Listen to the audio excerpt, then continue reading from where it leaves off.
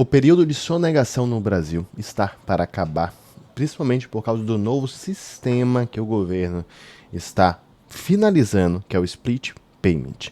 Entenda, o sistema 170 vezes maior do que o Pix, ou seja, o Split Payment é maior 170 vezes do que o Pix. O governo acabou gastando mais de 2 bilhões de reais, ou seja, com toda certeza, esse sistema ele é bem organizado e irá tentar identificar algumas sonegações que podem estar acontecendo. Vamos entender exatamente como é esse sistema. Eu só para não me esquecer, né, te peço antes, para não deixar de se inscrever aqui no canal, ativar o sininho de notificação e comentar se você já ouviu falar desse sistema ou não. Não comente se você sonega ou não, porque eu tenho que lembrar para você que sonegação é um crime. Então, aqui no canal não tem dessa. Bom, vamos lá. Entenda o seguinte, vamos lá.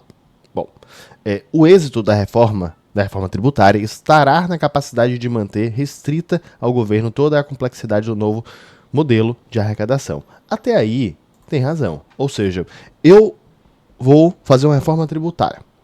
O Brasil é conhecido não somente por ser um país que você tem uma alta carga tributária, mas também ser um país que tudo é complexo, tudo é muito difícil. Tem que ter uma reforma tributária? Olha para mim.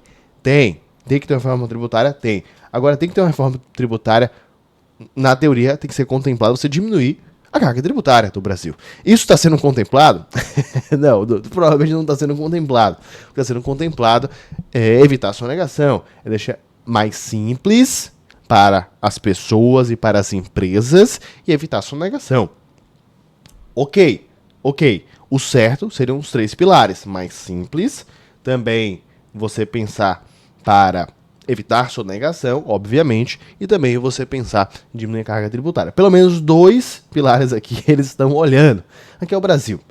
Pois bem, sabendo disso, imagine que vamos fazer uma reforma tributária e ficará mais complexo para as pessoas. As pessoas já não estão adotando ou conseguindo adotar hoje em dia, que é complexo. Muitas das vezes você compra um produto, você é uma empresa, você compra um produto em Minas Gerais para poder vender esse produto em São Paulo e sua empresa está sediada no Rio de Janeiro, mas você comprou por uma outra empresa vinculada à sua empresa, que é uma filial que está em Santa Catarina. Onde você vai pagar esse imposto? Às vezes não fica muito bem claro. Muitas vezes você acaba pagando até a mais, exatamente para não ter dor de cabeça, principalmente em empresa grande. Empresa grande, muitas das vezes, acaba pagando a mais para não ter dor de cabeça. Claro que empresa grande também tem dinheiro para ter grandes escritórios de contabilidade, exatamente para poder fazer elisão fiscal. Elisão fiscal não é crime no Brasil. Sonegação é crime. Não deixe aqui nos comentários que você faz sonegação. Elisão fiscal, se você quiser, coloque uma prática de elisão fiscal. É uma prática que está dentro da regra e você pode fazer. Acaba pagando menos imposto. Pode deixar, não tem problema. Vai acabar ajudando uma pessoa física, vai acabar ajudando algum empresário que tenha uma PJ, pode deixar, não tem problema, tudo bem? Mas vamos voltar aqui ao sistema para que você possa se preparar e se ele já está em vigor ou não. Bom, ele disse que o sistema da reforma tributária será 170 vezes maior do que o Pix, que já faz mais de 300 milhões de operações por dia, ou seja, o Pix já realiza 300 milhões de operações por dia e esse sistema será pelo menos aproximadamente 170 vezes maior do que o Pix. De pelo menos, né? De acordo com a informação que está sendo apresentada, e provavelmente o que ele quer dizer é que ele será muito mais competente no levantamento de informações e também na forma como você vai sintetizar essas informações e passar para frente. Não se assuste tanto com 170 vezes, não. Se assuste com o dado que está na tela, que para dar conta da engrenagem, o Ministério da Fazenda gastou este ano 2 bilhões no desenvolvimento desse sistema. O desenho desse sistema é hipercomplexo. E agora você fala, poxa, Osmar, então no Brasil é o seguinte, é hipercomplexo. Para evitar sonegação, nós realizamos sistemas hipercomplexos. Para arrecadar mais imposto, nós gastamos 2 bilhões de reais. Agora, para a saúde e a educação, não. Eu quero que você agora tire o seu capacete de eu estou brigando com o mundo e me ouça. Tem que ter uma reforma tributária no Brasil? Tem, porque o sistema é muito complexo. Essa reforma tributária, o ideal, aqueles 3 pilares. Então, isso tem que acontecer. Agora, isso não significa que a gente não possa investir também na educação e possa investir também na saúde e tudo mais. Porque a grande verdade é que não acaba sobrando dinheiro no final do mês, vamos falar dessa forma, porque nós utilizamos nosso recurso financeiro muito ruim. Muito ruim. E eu vou te mostrar aqui no vídeo, fica comigo que eu vou te mostrar aqui no vídeo uma curva. Que essa curva é a curva que muitas das pessoas utilizam inconscientemente para poder pagar, para poder não pagar o imposto, que é a famosa sonegação. Você irá entender na prática por que isso acontece, pensando em movimentos macros, e não estou falando você não, que você não faz, o seu amigo que acaba sonegando. Você irá entender na prática por que isso acontece. E irá entender na prática também por que acontece quando em alguns países é muito comum as pessoas não sonegarem. As pessoas não existe esse problema macro. Você irá entender. Bom, vamos continuar aqui com o sistema. Bom, o ideal é que a Receita já dê nota fiscal para a empresária que vende bolo. É claro que ele vai dar, que ela vai poder avaliar e chamar alguém que ajude, mas o ideal é que ela só aperte um botão, emita uma única nota fiscal e resolva a vida dela. Bom, ok. Até esse ponto, ok. Porque você irá implementar um sistema, a empresária irá apertar um botão, automaticamente irá ser emitida uma nota fiscal e irá repassar para ela o recurso financeiro e irá repassar para o governo o recurso competente ao imposto. O que acontece é que antigamente era da seguinte maneira, só para você entender a diferença como era antigamente e como irá ser.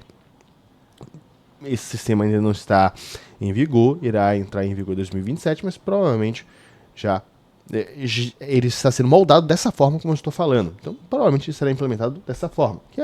Que assim, é o básico, é o básico. Antigamente, você comprava um produto e você existia essa emissão dessa nota fiscal pelo empresário. Então, a nota fiscal seria emitida e o empresário tinha ali o PIS e CONFIS e ele iria pagar esse PIS e CONFIS no dia 25 do mês subsequente. Então o empresário ficava, olha que interessante, o empresário emitia a nota e ficava com um recurso financeiro na mão por até o dia 25 do mês subsequente, que é quando ele irá realizar o pagamento. Ou seja, às vezes o empresário fica com esse recurso financeiro por muito tempo. Imagine que no mês 1 ele emitiu a nota. Ele só irá pagar no mês 2 do dia 25. Ele irá ficar quase que 60 dias com esse recurso financeiro na mão. E o governo irá ficar 60 dias sem esse recurso financeiro. Consequentemente, isso não irá existir mais. Isso irá, com certeza, impactar no fluxo de caixa das empresas. Você fala assim, Osmar, claro que não irá impactar. Porque o empresário ele pegava esse PIS e COFINS e deixava lá bem separado para poder fazer o pagamento no PIS e COFINS. Não é. Não é assim que o mundo acontece na prática. Esse seria o melhor dos mundos, mas não é assim que acontece na prática. O empresário sim utiliza esse recurso financeiro como fluxo de caixa, como qualquer outro pagamento do imposto para que será pagado posteriormente.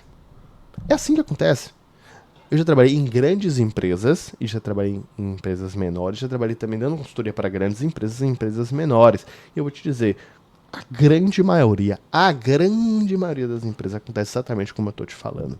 Só que isso não irá acontecer mais. Por quê? Agora, com esse novo sistema, quando ele for implementado, o que irá acontecer da seguinte forma: irá realizar o pagamento, a nota fiscal será gerada automaticamente ali, não sei se na hora do pagamento ou logo imediatamente após, e o recurso financeiro, essa nota fiscal, tem uma certa quantidade que você tem que pagar de imposto. Então você emite uma nota de R$1.000, por exemplo, e terá que pagar, vamos dizer, uns R$100 de imposto, ok? Ótimo. Sabendo disso, esses R$100 não irá mais para a conta do empresário. Você se lembra que nesse exemplo, o empresário no mês 1, no dia 1, ele irá ficar com esses R$100, a nota fiscal foi de R$1.000. R$900 é do empresário, R$100 é de pagamento de imposto. Ele iria ficar com esses R$100 até o dia 25 do mês subsequente, podendo utilizar para fluxo de caixa. Agora não mais, porque esses R$100 será destinado automaticamente para a conta do governo, evitando então sonegação de imposto. Bom, isso irá atrapalhar bastante o fluxo de caixa das empresas. Deixa até aqui nos comentários como você enxerga isso. Porque assim, eu entendo, por um lado, já conversamos, que tem que ter um sistema que seja muito mais inteligível, que tem que ter um sistema que venha ajudar o empresário, ajudar a pessoa física, porque a carga tributária no Brasil é muito alta e o Brasil é muito complexo. A carga tributária é muito alta, ninguém está olhando. Eles estão olhando para deixar mais simples, mais inteligível. Quanto a isso, ok. Isso evita grande problema junto à Receita. Até aí, tudo bem. Tem que ser assim. Mas isso vai impactar o fluxo de caixa das empresas. Quanto a isso, não tenha dúvida. A grande verdade é que toda essa discussão existe porque você fica frustrado com o retorno, não é? Então por isso que eu vou te mostrar essa curva. Mas antes, reduzindo então o espaço da sonegação, o mesmo dispositivo também vai viabilizar o valor de crédito tributário das empresas, que só poderão abater o imposto pago por um fornecedor se ele tiver sido efetivamente recolhido. Aqui é interessante, porque tem a questão do crédito tributário, muitas das vezes você que é empresário, acaba sofrendo porque o seu fornecedor não pagou o imposto, às vezes você acaba sofrendo porque tal outra empresa acabou não realizando um compromisso, e aí você acaba se prejudicando. Então, ok, esse é um bom ponto. Mas, olha agora na tela, vou te apresentar a curva. Essa é a famosa curva de Laffer. Tá um pouco, talvez ali, distorcida ou não, mas é a famosa curva de Laffer. Basicamente, você percebe que aqui existe a taxa de imposto cobrado por um país, por exemplo, né? O imposto quem cobra é um país, não sei se você sabe, e o total arrecadado pelo governo. Se você perceber, quando você vai aumentando, esse 55% aqui não necessariamente ele é fidedigno, visto que cada país tem a sua peculiaridade. Bom, nessa hipótese aqui, quando você aumenta o imposto, a taxa de imposto, o governo vai arrecadando mais. Só que chega um momento, nesse exemplo aqui de 55%, que o imposto acaba sendo menos arrecadado. Por que isso está acontecendo? 55%, ou seja, aqui está em 60%, aqui está em 70%, aqui está em 80%, e o governo está arrecadando menos imposto, a mesma quantidade que está em 25% de imposto. Não era na teoria para arrecadar mais? Sim, na teoria era para arrecadar mais, mas as pessoas começam a sonegar. Essa curva de Laffer, ele acaba apresentando um movimento macro, não de uma pessoa, um movimento de uma população frente ao que o governo traz de retorno, frente ao que a população entende como o que é justo e o que é injusto. Se você aumenta muito o imposto, você acaba gerando uma sensação de injúria na população e não de forma organizada, mas as pessoas começam a querer sonegar. E elas começam a sonegar, inevitavelmente. Osmar, é um crime. Eu sei, eu não estou julgando se é um crime ou não. Só querendo dizer que isso acaba acontecendo na prática. Por isso que muitas das vezes você aumentar certos impostos, tentar abraçar, extrair, estrangular ao máximo o cidadão ou as empresas, não é uma estratégia que acaba dando certo. Não tenha dúvida, não é assim que funciona. A própria curva de Laffer acaba de demonstrar isso na prática. No Uruguai, nós vimos numa época que na Argentina acabou aumentando o imposto. Na época, se não me engano, a Argentina ficou alguns 20, 30 anos, não sei te dizer, com um regime, e dentro desse regime, que recentemente saiu, né, que acabou de entrar um outro presidente, que é de uma outra linha, e a linha anterior acabou aumentando muito os impostos, principalmente para os ultra ricos, os muito ricos, e basicamente eles atravessaram o Rio da Plata, foram para o Uruguai, e vida que segue. Não somente estratégias de elisão fiscal, como estratégias contratando grandes setores contábeis, como estratégias que isso aqui não é uma estratégia, mas é o que acontece de sonegação. Chega um momento que não é só um empresário de grande empresa, é o empresário de média empresa, às vezes é um empresário de curta, de empresa de pequeno porte, e às vezes é o próprio cidadão que acaba sonegando, porque ele não consegue enxergar retorno. Ele não tem uma boa saúde, ele não tem uma boa educação, ele não consegue enxergar retorno e ele acaba sonegando. Bom, isso não é certo, eu sei, mas é o que acontece na prática. Deixa aqui nos comentários o que você acha desse novo sistema. O meu nome é Osmar Taranjura, isso você já sabe. Um grande abraço e eu te vejo daqui a pouco.